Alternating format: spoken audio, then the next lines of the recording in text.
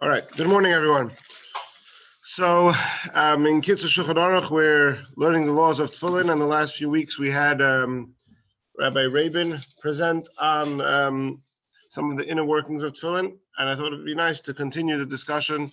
We're all familiar with Rashi and Rabeinu Tam. Some of you may have heard there's also Shimusha Rabba and Raavad, which it's fascinating different opinions as to exactly how the order of the four parshias, of the four paragraphs in the Tefillin ought to be placed into the Tefillin. And we're going to explain the different opinions, and probably next week we'll go into a fascinating discussion as to, Rashi and Rabeinu Tam were in the, lived approximately 1,000 years ago, and so what was everybody doing until then? And historical records and archaeological findings in accordance with different opinions and responsum and testimony, very interesting stuff. Okay, so first of all, let's just start with the basics. What actually are the tefillin? So we know there are four. Let's do this here. Hold on, spotlight video. There we go. Okay, so there are four. The mitzvah of tefillin appears four times in the Torah. Two of them are in the end of Parshas Bo, which we just read at the end of Exodus chapter 13, where it starts off with the word Kaddish in verse 2, Kaddish li kol b'chor, and later on in that parsha, we don't mean here parsha as in like a sedra of the Torah. Parsha means a paragraph. If you've ever gotten an aliyah, you'll know the Torah is divided into paragraphs. So each parsha means a paragraph. So this parsha is the parsha. It's called the parsha of Kadesh. The reason it's called the parsha of Kadesh is because the first word after God spoke to Moses saying is Kadesh. Later on in the very same chapter, we have the second one, which is known as V'hoya ki v'yacha. Again, because of the first words of, what's going on here? Because of the first words of that paragraph. And again, at the end of that paragraph, it has the mitzvah of tefillin. So that's one of the four paragraphs that goes into tefillin. The third paragraph that goes into tefillin, we are all familiar with. It's from Parshas Va'eschanan, Devarim chapter 6. And at the end of that paragraph, it says, Ukshartom liyos al yodecha. Somehow with this slideshow, I can't also be pointing at the same time. But okay, so the last verse of the Shema is to bind them as a sign upon your hand and as a 4 box between your eyes, and that we call the parasha of Shema, again based on the first words of the pasuk of the paragraph. And then the final one is from Parshas Ekev, Devarim chapter 11, which is the second paragraph, what we call colloquially, this is the second paragraph of Shema, V'hoya im Shemaya.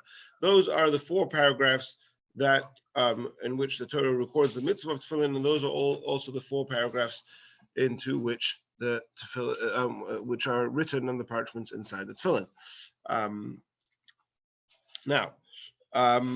So the Gemara talks about the mitzvah of tefillin in Masechtas Menachos. There is no tractate of Gemara or of Mishnah, for that matter, that specifically is devoted to tefillin, but the Gemara in Menachos is where the sugya is found. So the Gemara says like this. I have to move everything out of the way, the Zoom and the slideshow, it's like a whole science over here. Okay. Tana Rabbanan, the rabbis taught in a brisa. Ketzad Sidron. Now, this is an important word. We're going to get back to it later. But for right now, we're going to translate it as, what is the order of tefillin? Sidron, what is the order of the tefillin? Of the four paragraphs. Kadesh li v'hoya ki v'yacha miyamin. So the first passages of Kadesh and v'hoya ki v'yacha, which are both, like we just showed from Exodus chapter 13, are placed on the right. V'hoya Shema, v'hoya im Shemaya, and the second two paragraphs from Devarim chapter 6 and chapter 11 are placed on the left.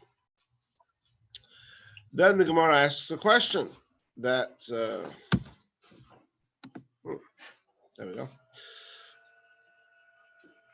Oh, sorry, they came out a little bit. Thing V'hatanya ibcha. The Gemara asks, isn't it taught in the brisa that one places them in the opposite manner, with the first two passages on the left and the latter two on the right? So we have one brisa that teaches us to put the first two paragraphs on the right, the second two paragraphs on the left. We have another brisa that teaches us to put the first two paragraphs on the left and the second two paragraphs on the right. Amar Abaye, Lo Kasha. Abaye says this is not difficult. Kan mimina shel miniach, kan mimina shel kore, kan mimina shel miniach. Here, in one brisa, we're referring to the right of the reader, i.e., the person standing opposite the one putting on the tefillin. Whereas there, in the other brisa, we're referring to the right of the one who is putting on, who's donning the tefillin. Right? So anybody who's ever tried to explain to your young child about right and left knows that it can be confusing. What's right, what's left, right? If you're standing opposite somebody, it's different. So the brisa that says Kadesh v'hoya keviyacha is placed on the right. That's the first brisa which we started with, is referring to the right and left from the perspective of the one reading the tefillin, obviously not actually reading, but the one who sort of would be in the position of the one reading it. And Kadesh v'hoya keviyacha is on his right, so that would be my left. And Shema v'hoyim Shema would be on his left, which is my right. And the other brisa, which records it in the opposite order, is talking about from the right and left from the perspective of from the person putting on the tefillin. And then the Gemara, the brisa finishes v'hakoirei koirei kesidron.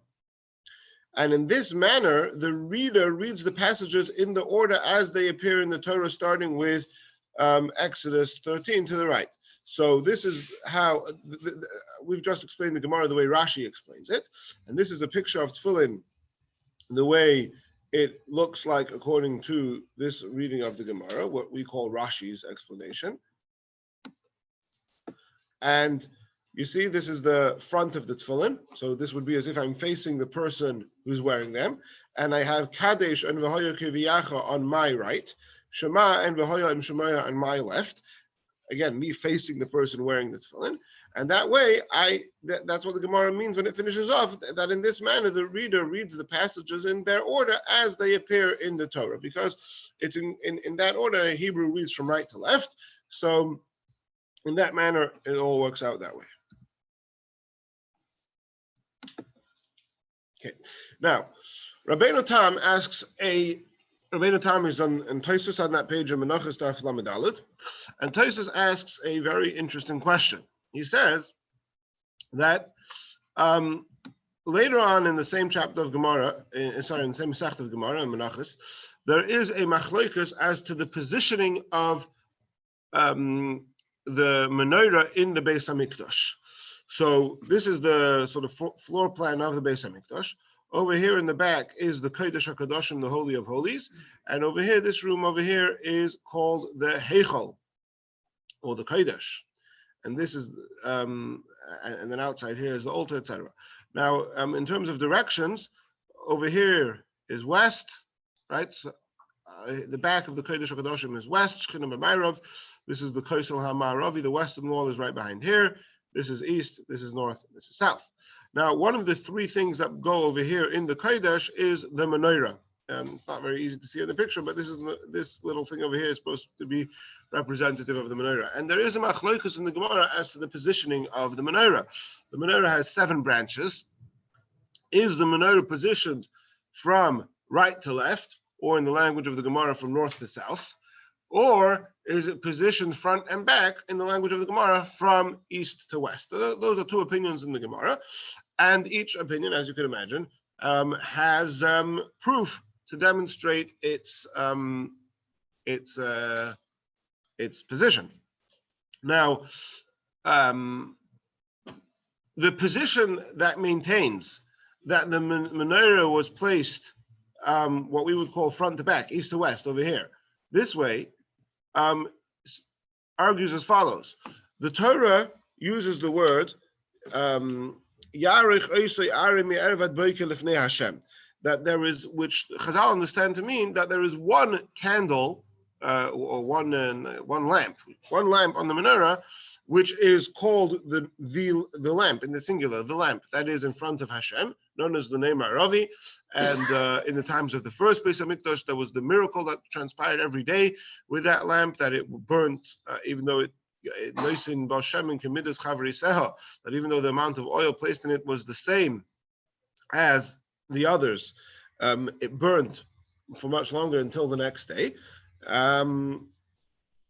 That's called the Neir Ma'aravi. So there's one lamp that is the western one, that is the one in front of Hashem, so to speak, right?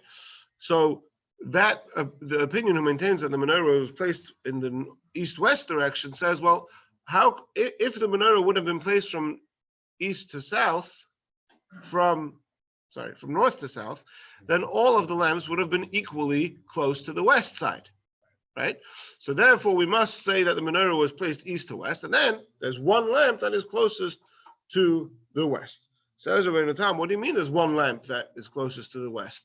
If the menorah is placed east to west, then there are 3 or 4, 3.5 lamps that are closest to the west.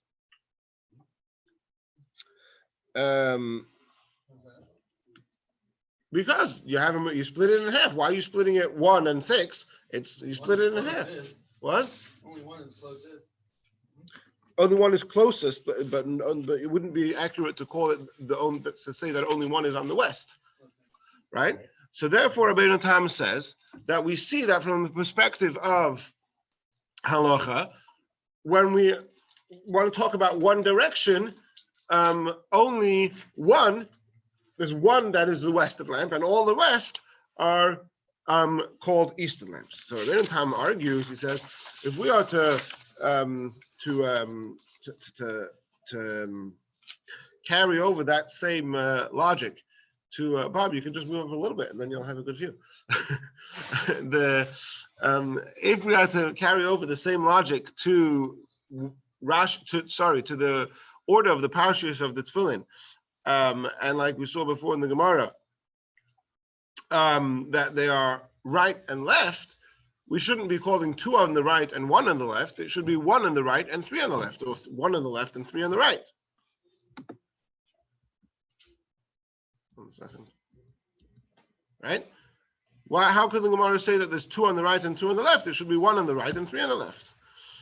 So therefore, Rabeinu Tam argues. He says no. When the Gemara says Kadesh v'hoya kivyacha miyamin shema v'hoyam shemayim s'moil, it doesn't mean that those 2 are on the right of the box and those 2 are on the left of the box. He says when you're starting from the right, you put Kadesh and v'hoya kivyacha, and then you sort of walk around, so to speak, and start from the left and put Shema and v'hoyam shemaya. So you're starting from the right and putting the first 2, and then you're starting from the left and putting the second 2. And therefore, the result is that according to Rabeinu Tam, you have Kadesh and V'hoya Kiviyacha on this side.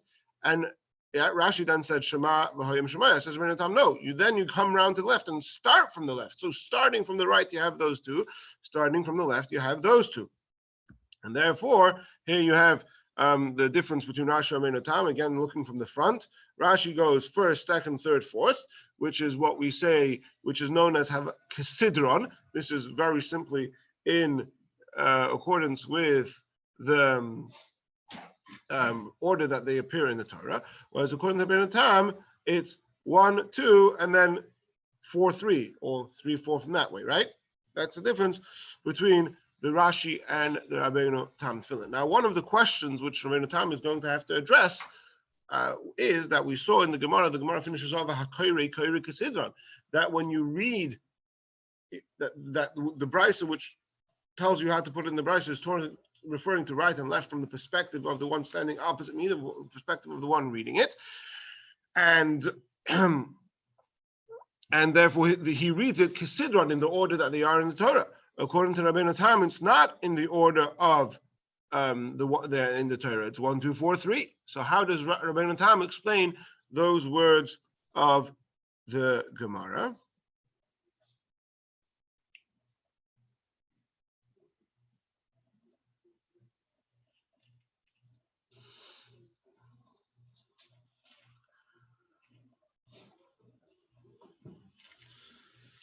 So we're going to get back to that.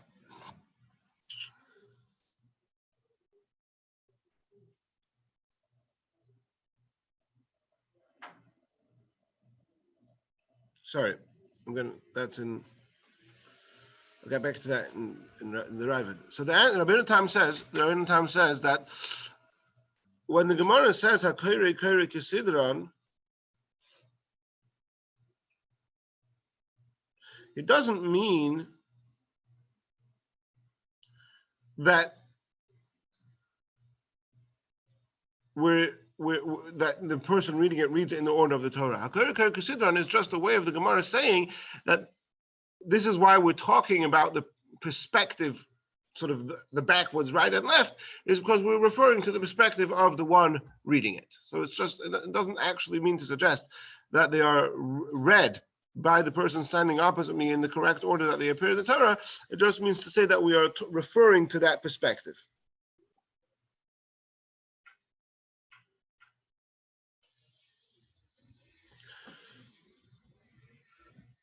Now, there are two other opinions which we're going to discuss, known as Shimusha Rabba and Raavad. They are actually also, sometimes they're both known as Shimusha Rabba. They're known as Shimusha Rabba of Rashi and Shimusha Rabba of Rabeinu Tam. Now, what that means is like this. The Shimusha Rabba's opinion, we'll see soon in more detail, but just basically is the same as Rashi, that they go in the opinion in the order that they are in the Torah. But he holds that you don't go right and left from the perspective of the one standing opposite me. He says you go right and left from my own perspective. So it's exactly the same as Rashi, just backwards. And here you go. Here you have the picture with the Hebrew. This is Moshe Rabba.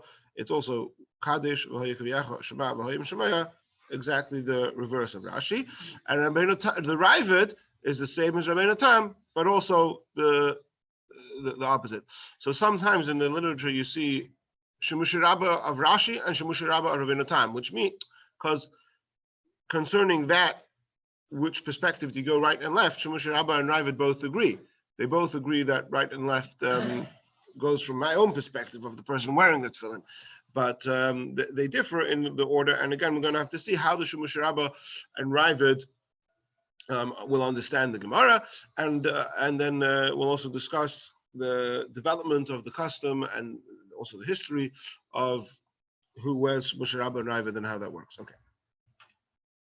Now, the first question that comes up in this whole thing, which is often asked, is, well, how does Rashi and Rabbeinu Tam come up with the machlokas of which order to wear the tefillin? They lived a few thousand years after the giving of the Torah. Jews had been wearing tefillin throughout thousands of years already, and so, as we'll see next week, it's very obvious that actually these two opinions in the Gemara existed long before Rashi and Rabbeinu Tam. For whatever reason, they became known that, that's the way Rashi explains the Gemara, that's the way Rabbeinu Tam is the Gemara, so it became known as the opinion of Rashi and Rabbeinu Tam. But the crux of the issue is, well, what happened? Moshe Rabbeinu gave the Torah. Like there's a chain of tradition. Nothing ever stopped. So how did there suddenly become such a machlekes? What did Moshe Rabbeinu do? So this is a fascinating question, and the Rebbe has a. Didn't Moshe do it with Chabad does? Just do both?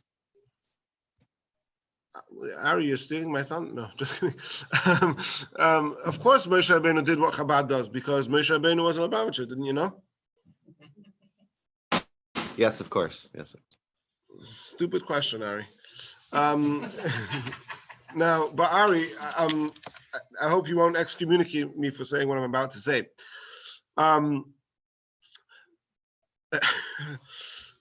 Look at this. The Rabbi says as follows: when Moshe Rabbeinu gave over to the Jews the things which he heard from Hashem, whatever he gives over verbatim, this is what God told me, those words are Torah Misinai, and it's prophecy, and of course that's absolutely sacred. That is the word of God. But then when it comes time to learning it, so the Torah has, like we say every morning in davening in Gimel Midrash HaTorah Nidreshes B'hem, the principles with which to expound the Torah and to understand what the Torah means. And in that sense, Moshe Rabbeinu is no different than anybody else. Moshe Rabbeinu can suggest that a Kal V'chomer or any of the other 13 or 32 principles with which the Torah is expounded would bring to conclusion A, and Yehoshua ben Nun or someone else can say that they would come in another way. So Hashem tells Moshe Rabbeinu that these are the 4 paragraphs that have to go in the Tefillin. Now, which order to put them in? Go expound the Torah. So Moshe Rabbeinu expounds it one way, and others expound it another way. So essentially, what the Rebbe is suggesting over here, which is a phenomenal chiddush, is that this machloikus, what we call the machloikus of Rashi and Rabbeinu Tam, actually dates all the way back to Moshe Rabbeinu. That from time, what's the word? Time. There's a word for it. Yeah, from the very giving of the Torah, this has been. There's been these two valid opinions, and possibly four valid opinions if you want to count Shimusha Rabba and Raavad. The question is actually not unique to Tefillin. Daf Yomi, those who learned Daf Yomi recently learned in Pesachim the story of the Bnei Beseira, where Erev Pesach fell on Shabbos, and they didn't know what to do. They didn't know if they were allowed to bring the Korban Pesach on Shabbos. It's called the Bnei Beseira, and they came to Hillel, and Hillel was able to expound that to them. He proved from the Torah that he was able to that you do bring the Pesach on Shabbos, and this was Hillel's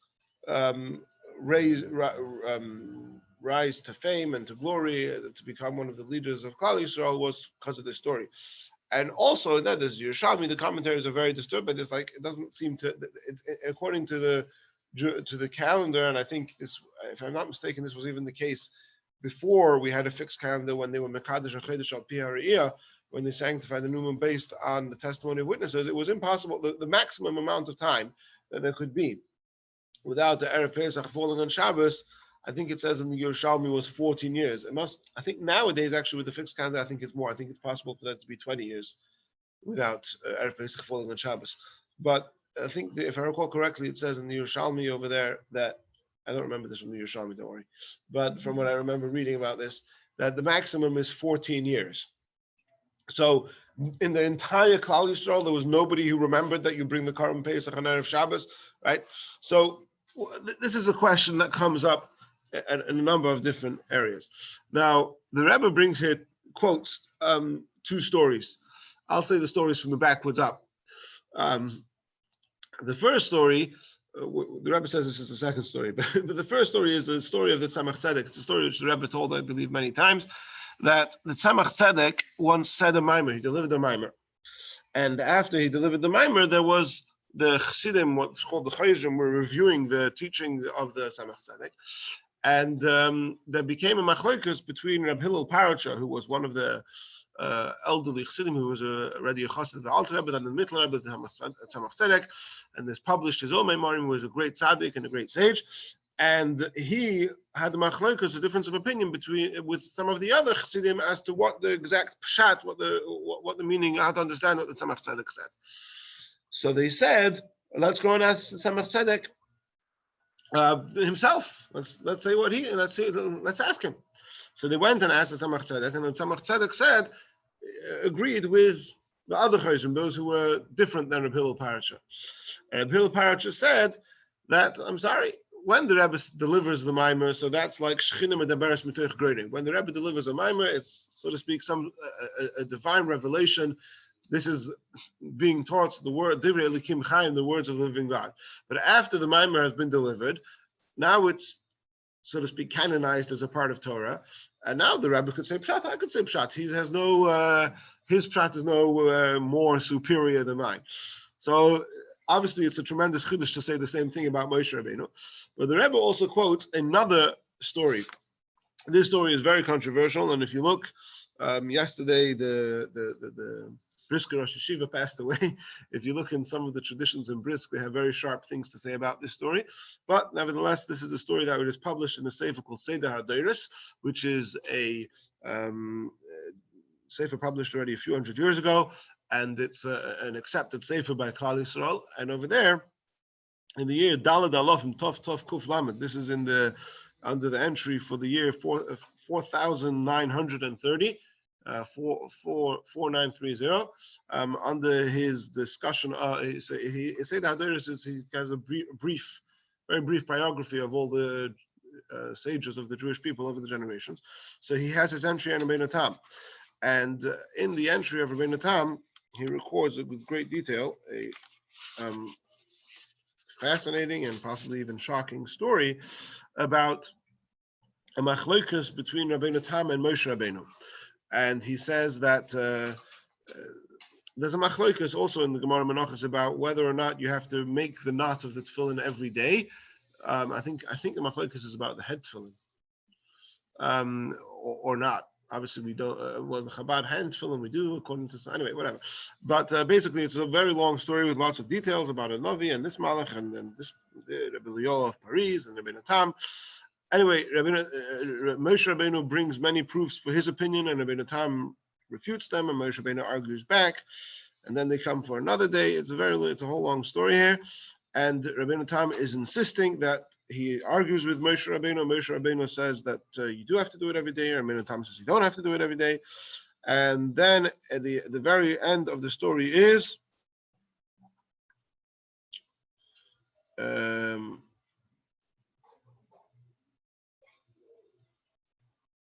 that they were going on and on in this pilpul until Rabeinu Tam stood up, and he was very upset. Chora apay shel Rabeinu Tam, and he stood up and he cried out in a great voice, and he says, Moshe Rabbeinu, all of Shalom read, Moshe Rabbeinu, sit down.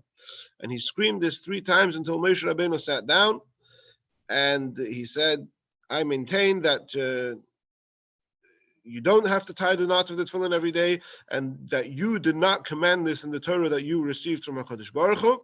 And Moshe Rabbeinu, in the end, admitted, in the end, Moshe Rabbeinu conceded to Rabeinu Tam, and he left.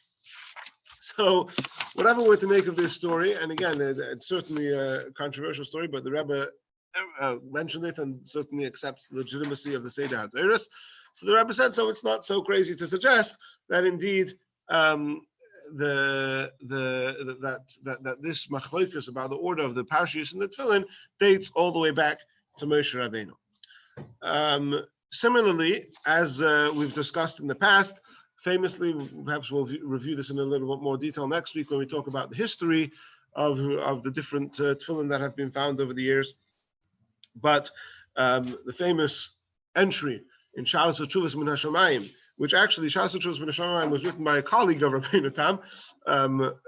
It seems that at times it was even mistakenly attributed to Rabeinu Tam himself. But Shalos HaTshuvos Min HaShamayim was written by one of the French Balei HaTosfos, and he used to ask questions and get answers in his dream. And towards the beginning in Siman Gimel, he asks the question, who is right, Rashi and Rabbeinu Tam? He doesn't say the names, he just explains the thing. And the answer he gets is that there is a similar, just like there is a machloikis in this world, there's a machloikis in the higher world, in the Shimusha Rabba, that HaKadosh Baruch Hu says Havayis Be'emtza, that the two V'hoyas, V'hoya Kiviyach, V'hoyim Shemer in the middle, so that's like Rabeinu Tam. And the other, and the Pamali Shalmaila, the rest of the Yeshiva Shalmaila argue with HaKadosh Baruch Hu, and they say, like Rashi. Again, Shalos HaTshuvos Min HaShamayim is a sefer that is widely accepted by Klal Yisrael to be a legitimate sefer. And again, we see that this machlokas about how to set up the tefillin is something which has been, dates all the way back to Moshe Rabbeinu.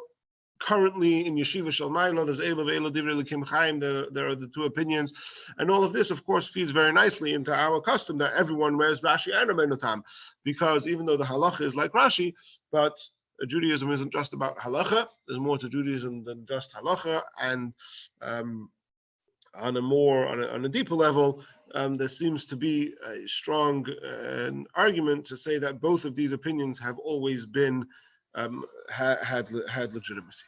Okay, now we mentioned before the Shimusha Rabba. Let's look at that in a little bit more detail. So the Shimusha Rabba, and put these two slides backwards here. And the Rosh, the Hilchos Tefillin, the end of Menachos has the laws of Tefillin, and then at the end he says, Nishlamu Hilchos Tefillin, the finished laws of Tefillin, and now I'm going to write the laws of Tefillin that I found from the Gaon, and they are called Shimusha Rabba. So for many years it wasn't known who the Shimusha Rabba is. It was just the Rosh quoting it from a Gaon, and he called them Shimusha Rabba. now it is commonly accepted. Okay, so just what is Gaon? Now, in today's language, a Gaon means a genius, but actually the word Gaon literally means pride. And the Gaonim originally refers to, we have the Tanoim, which are the sages of the Mishnah, then we have the Amiroim, which are the sages of the Gemara. The next bunch of generations after the completion of the Talmud are called the generation of the Gaonim. The Gaonim were the Rosh Yeshivas, the leaders of the yeshivas in Bavel, in Babylonia, in Surah and Pimpedisa were the names of the two cities, were called Gaonim. And the reason they were called Gaonim, I think the most common understanding is because, I believe the main reason they were called Gaonim was because the most, again, the suggestion that's the most popular is that the name of the yeshiva was Gaon Yaakov, which is a phrase in the pasuk which means the pride of Jacob. So because they were the leaders of the yeshiva called the yeshivas Gaon Yaakov, so they became known as Gaon, and that developed, the etymology is that developed into what we know today, that Gaon means a genius, because they were the Rosh Yeshiva, they were Gaonim. Okay, so the second of the Gaonim is known as Rav Sar Shalom Gaon.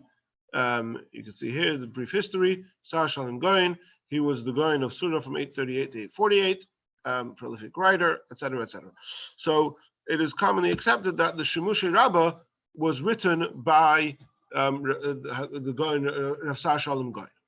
Now, in the laws of Shimusha Rabba, that the Rosh brings from the Shimusha Rabba, there are a number of laws which he brings in Tefillin, which don't seem to have any source in the Talmud. So let's go through them. Number one, he says that the Tefillin should be, ideally, he says it doesn't have to be, but ideally, he says when you make the tefillin, you should make a wooden mold that should be 2 etzba by 2 etzba. An etzba is a measurement, which is the width of your of the middle joint of the thumb, and in today's terms we translate that as being 2 centimeters, which is a little bit less than an inch. So the Shimusha Rabba says, again, he explicitly says that it doesn't have to be, but it's just best if it is, that the tefillin be 2 etzbois by 2 etzbois. Now, another chiddush that he says is, we know that on the side of the head's tefillin, there is a shin. There's a shin imprinted on the tefillin on each side.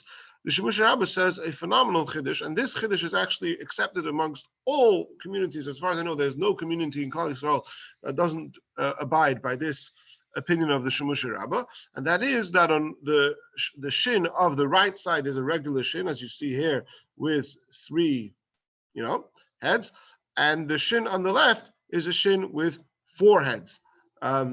I think one of the ways of understanding it is that it's as if it's an engraved shin. So you're looking at the 3 things on the inside. Whatever it is, this is widely accepted, and you can see here the picture. This is the way the Sephardim make a shin, 3 and 4. This is the way the Ashkenazim do it. This is the way the Chassidim do it. Actually, the Alter Rebbe's is a little bit different. But we all have on the right of our tefillin a shin with 3 heads, on the left of our tefillin a shin with 4 heads. This is something which, again, the entirety of Klal Yisrael does and has no mention whatsoever in the Talmud. The first source for it is the Shimusha Rabba. Now, what about, the third chiddush of the Shimusha Rabba is that he says, he records to do it like Rashi, but he says it in the backwards order. He says you should write the 4 parshas, roll them up, and then he says you put the first parsha of Kadesh in the right one, right? Which again, he's talking about the person himself. It's on my right, and then the next one, exactly the same as Rashi, but just right to left from my own perspective of the person wearing the tefillin, not from the person facing me.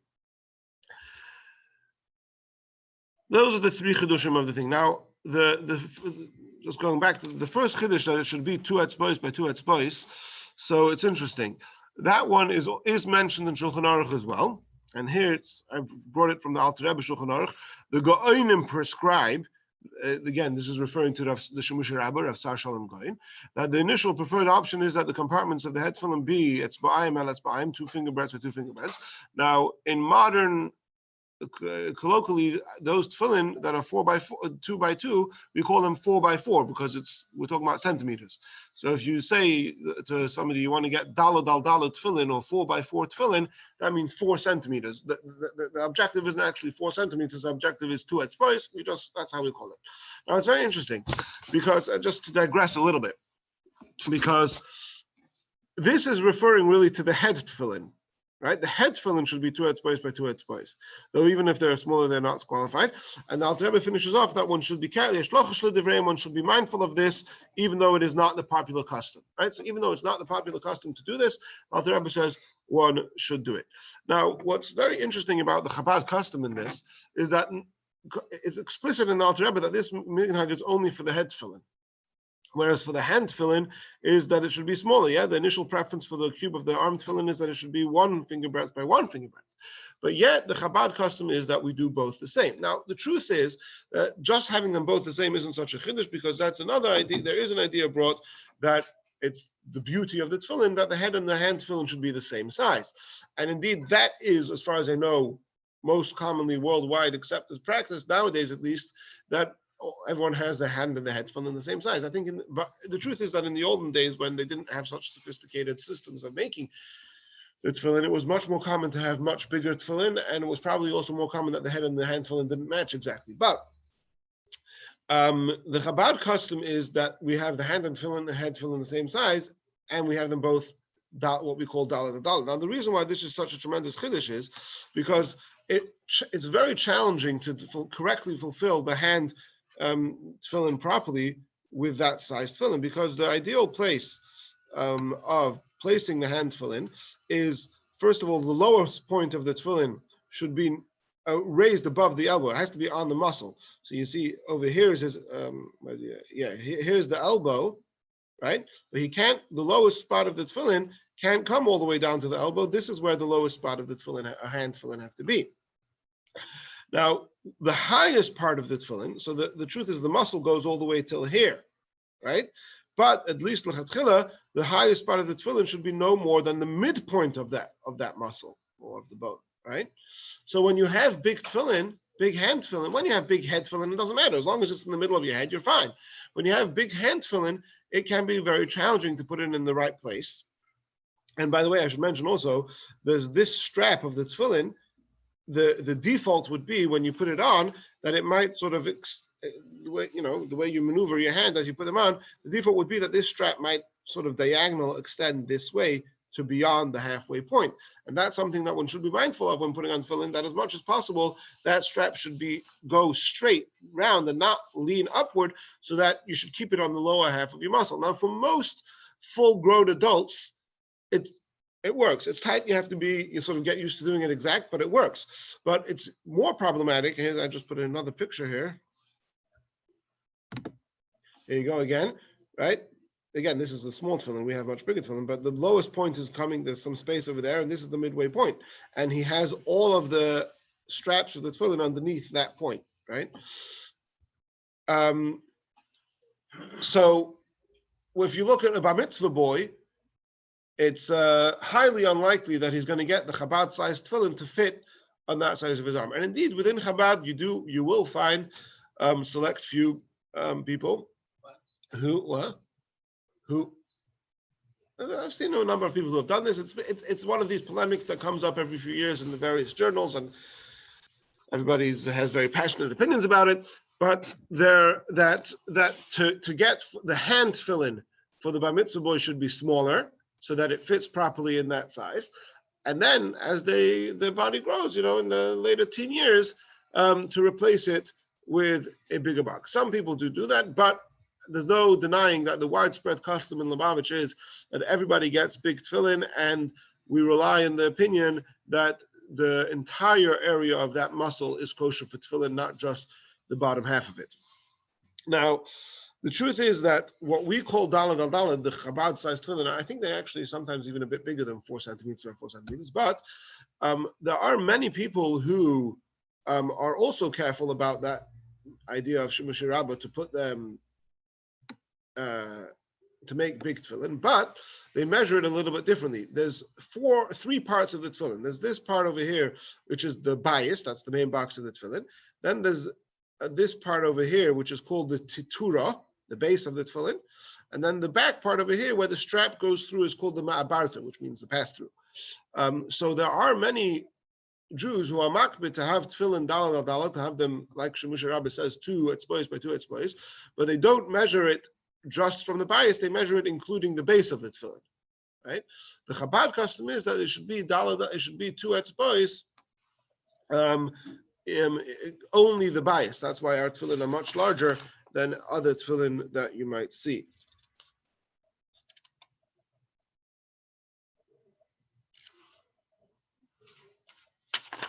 Second.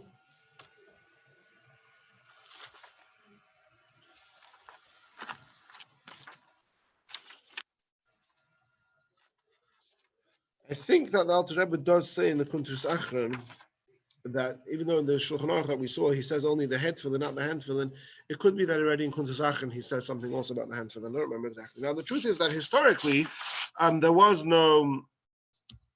historically we don't find that people were makbid on dalad. Dalad, the first reference that we find of anyone being makbid is the Arizal. And in the Priyas Chaim, he writes that the Arizal used to have tefillin like Shimusha Rabba. He says like Shimusha Rabba, like Rashi.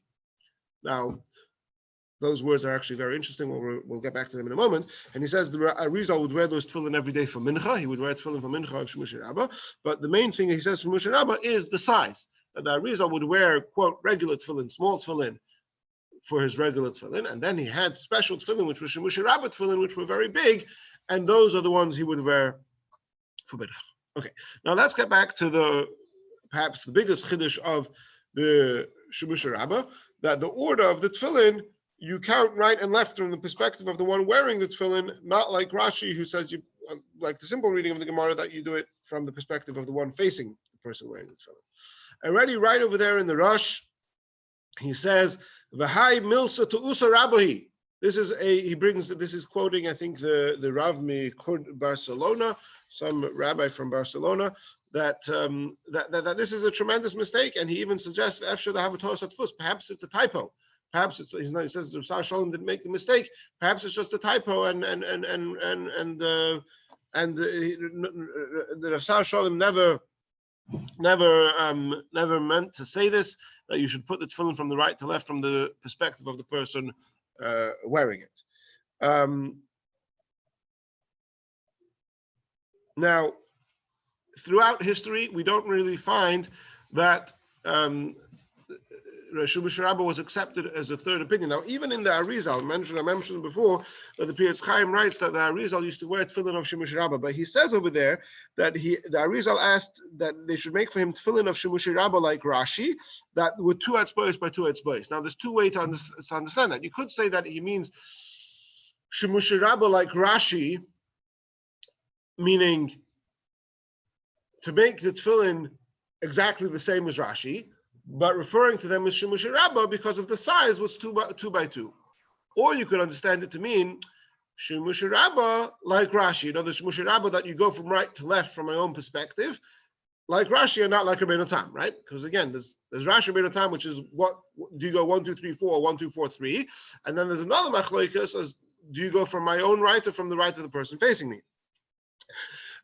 So it's even in the Arizal himself, it's not explicit that the Arizal wore tefillin of Shimusha Rabba that were from the perspective of the person wearing them the right side.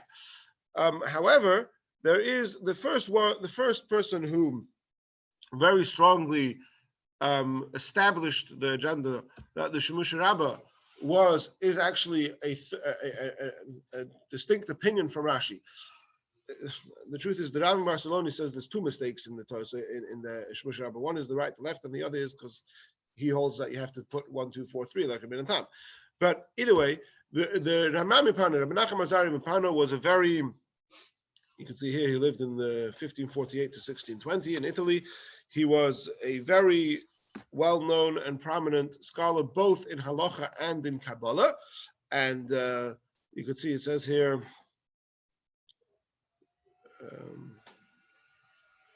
who's a patron of learning when Rabbi Yosef Karo shortly before his death sent the Kesef Mishnah, his commentary on the Rambam, to Rabbi Nachman Azar of Pano. I think he edited it. Rabbi Nachman Azar of Pano was very wealthy. At a young age, he received an inheritance, and so he was influential in publishing the Kesef Mishnah, and I think also editing it maybe, and also the Ramak, which is a very important Kabbalah sefer, which Rabbi Nachman Azar, the Ramam Pano, was the Pardes Shlomonim, the Pardes, yeah, that he was very influential. So anyway, the Ramam Pano is a very prominent and authoritative scholar both in Halacha and in Kabbalah, and he has a very lengthy tshuva where he goes through this, and he insists that actually the Shimusha Rabba does maintain, like Rashi, that it's 1, 2, 3, 4, but it's from right to left from my own perspective, not from the person facing me.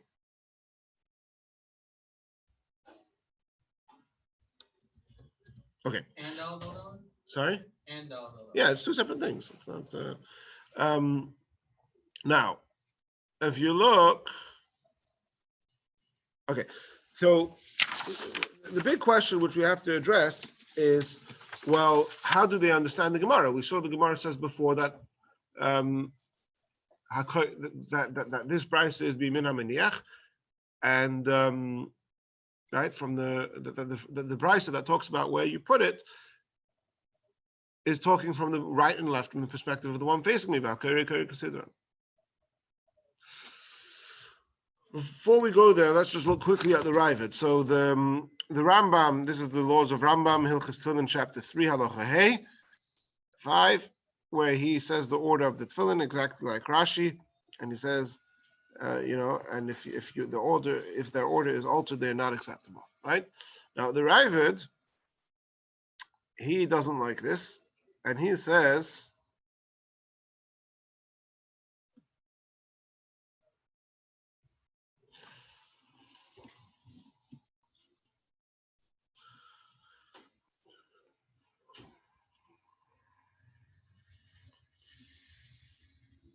second, right. He says like this. The Raavad says that he says the reading of the Gemara doesn't sound like the Rambam. It sounds like the other way around. That that Bryce is talking from the right, that Bryce is talking from the left. But the interesting things that he says is that when it says v'hakoyrei koyrei kesidron, that the one reading them reads them in order, it's not referring to the whole thing, that you read all of them in order. It's talking specifically about Shema v'Hayim Shemaya, because if you remember, the Raavad is the same as Rabeinu Tam, but backwards. Right? The order is 1, 2, 4, 3, but it's from my own perspective. So 1 is on my right, then 2, then 4, then 3. So he says like this: Kaddish v'Hayim Yamin. You start putting in Kaddish v'Yacha from the right side. Then you go to the left and you put in the last two, V'Hayim Shema, Deuteronomy chapter 11, Shema, Deuteronomy chapter 6, V'Hayim Shema, Deuteronomy chapter 11. Havayis Bemta. V'Hakoyrei, the one reading it, reads those last two in order. Those last two, according to the Raavad, he's going right to left from my perspective. So from my perspective, it's 1, 2, 4, 3. Those last two, from the Koyrei's perspective, from the perspective of the person standing opposite me, are read in the order they appear in the Torah 3 and 4, Shema, and then V'Hayim Shema. Yeah? So that's what the Raavad says. That wouldn't work according to the Shimusha Rabba. According to the Shimusha Rabba, the doesn't seem to make any sense. What do you mean the reader reads them in their order? Okay, you can see here the Raavad is very passionate about this. He says this in very strong language, as he often does. Right? And he says, why would the Gemara, according to Rashi or the Rambam, why would the Gemara tell me the perspective of the reader? What's the relevance of why are we talking about something? Why is that relevant? Why is the Gemara telling me that the reader reads it from in order? Who's talking about the reader? You're talking about the person setting up his tefillin. Right is my own right, like obviously. Okay. Now, okay. So so the Ramam Pano suggests like this, that he says that actually Shimusha Rabba had an alternative reading in the Gemara. And it's interesting that the reading that he suggests has two differences, and this is also the way it appears in the Rif. Like this. Tana Rabbanon, Ketzat Soidron, Kadesh V'hoy Kaviyach B'yamin. The Rif records, is also a halachic coder. He's one of the first ones, probably, the first one.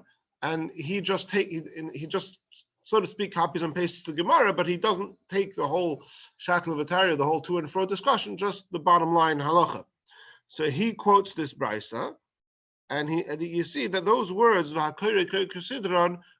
not found over here, right? That's it. Next Gemara.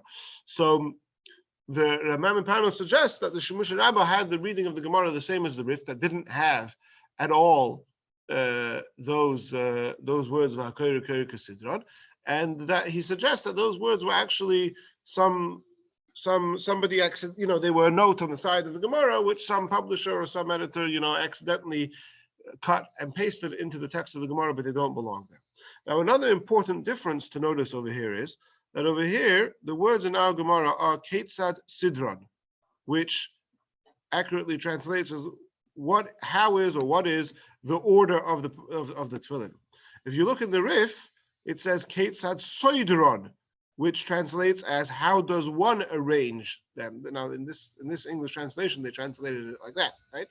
Now, if you say what is the order, then it's feasible to say that when you say right and left, you may be speaking right and left from the perspective of the person facing me. But if you say Ketzad Soidron, how does one arrange it, it seems more to suggest that you're talking about I'm putting on my tefillin, I'm arranging them. How does one do it? You do it right and left. Then it makes more sense to be speaking from my own perspective. And the Ramam Pano says that this is where the But this is where the how do you call it? The Shimusha Rabba gets his opinion from. Are these almost like it will be solved when Mashiach comes? When Mashiach comes, everyone's going to wear Rashi and Rabeinu Tam. It could even be that the Rebbe says so explicitly that I have to check that up. But next week we're going to focus more on the history of who did what and who said what, and the different customs and how they developed, and specifically how they developed the custom today that the Chabad custom certainly that everybody should wear both. And there were some people the Rebbe spoke about four pairs. The Rabbeim themselves wore 4 pairs of tefillin, and it's actually found in the Hayom Yom of Yutes Menachemov, because it's important to point out that Shimusha Rabba, Shimusha Rabba is the same as the hand tefillin for Shimusha Rabba are exactly the same as Rashi, because the hand tefillin are all written on one scroll.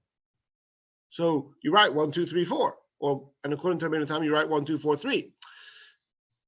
The difference is only in the Shalosh, where they're separate things, and the question is which goes on the right and which goes on the left. So, for those who wear 4 pairs of tefillin, the way they do it is, and this is in the Hayom Yom of Yutes Menachemov, that they wear first Rashi, and they take off the head tefillin of Rashi and put on the head tefillin of Shimusha Rabba. Then they take the whole thing and they say the Shema. Then they take it off and they put on Rabeinu Tam tefillin, and then they take off the head of Rabeinu Tam tefillin and put on the head of the Raavad tefillin. And say the Shema again. There is no hand tefillin for Raavad or hand tefillin for Shimusha Rabba.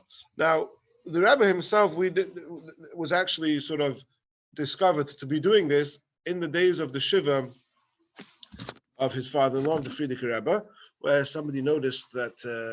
Anyway, the Rebbe explained, and it's published, I think, in the back of the Likutei Sichos, volume 2, that the Rebbe said that to wear the 4 pairs of tefillin is a tremendous spiritual responsibility, and that he was afraid to do it, but his father-in-law, the Frierdiker Rebbe, told him to do it, and that he namely the Frierdiker Rebbe, took responsibility, whatever that means. He took it on his own shoulders, the Rebbe said, the responsibility for the Rebbe doing that.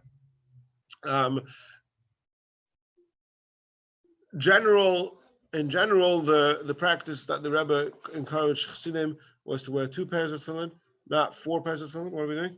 I don't like that people looking at us. Okay, we're finishing. Thank you. Next time. Yeah. And thank you.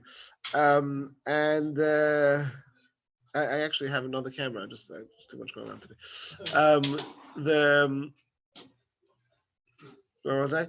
And I actually like this. I don't remember right now the source for this, or I don't have it clearly, but I do remember seeing or hearing that if you wear your tefillin backwards, then b'diavad your yotza. So if you were to put your Rashi, I mean, it wouldn't work because the strap was on the other side. But even according to Rashi, if by accident you did 4, 3, 2, 1 instead of 1, 2, 3, 4, it would be good enough. So when we wear Rashi tefillin, we're yotza the mitzvah according to Shimusha Rabba, and we wear Rabeinu Tam tefillin, we're yotza the mitzvah according to Rabbi. As nachlas haklal, as a general rule, the Rabbi made it very clear that wearing 4 pairs of tefillin is a tremendous responsibility. That is not to be, that the Rebbe says even he himself only did it after he was assured by his father-in-law, the previous Rebbe, that he took the responsibility for it. But nevertheless, there were select few Chassidim in our generation whom the Rebbe did allow or possibly even instruct to wear 4 pairs of tefillin. I know of Reb Baruch Paris, who passed away at a young age, but he was one of them. And there are certainly 1 or 2 others that I know of, and possibly some more as well. But that's certainly not. But for the Chabad Rabbeim, already we find evidence that the Tzemach Tzedek certainly, and possibly even earlier than that, that they wore 4 pairs of tefillin. And like I said, it's interesting because, see, this is a mistake. We today, the way the Rebbe referred to it, Rashi and Rabbeinu Tam, Shimusha Rabba, Raba, those are the 4 pairs. But often they were just referred to as Shimusha Rabba. The Shimusha Rabba of Rashi, Shimusha Rabba of Rabeinu Tam. Shimusha Rabba was just a way to say you go from my own right, not from the right of the person standing opposite me. So, for example, I once read a story about Rabbi Yitzchak Abaditchev, who wore 3 pairs of tefillin, Rashi, Rabeinu Tam, Shimusha Rabba. And I wondered, why was he only wearing 3? Why not 4? Like, if you're doing it, do the whole, right? But I think that was a mistake. Rabbi Yitzchak Abaditchev probably did wear 4 pairs of tefillin, but both of those other ones were referred to as Shimusha Rabba. And there's a book called Mebeis HaGnozim that was published recently where Bar Levin put like pictures of artifacts from the Rabbeim, and he writes over there that on the the Rabbeim, I don't know which Rebbe it's from, had a bag for the Shimusha Rabba tefillin, and both of the tefillin were referred to as Shimusha Rabba. You could look also in Hayom Yom. There's another place in the month of Iyar in Hayom Yom where it talks about Shimusha Rabba tefillin and not about Raavad tefillin. And again, presumably, it's talking about both of those two, just generically as Shimusha Rabba. Okay, so that's the end for today. We'll, Miyat Hashem, next week continue with some fascinating historical discoveries and polemics. Thank you, Rabbi. Thank you.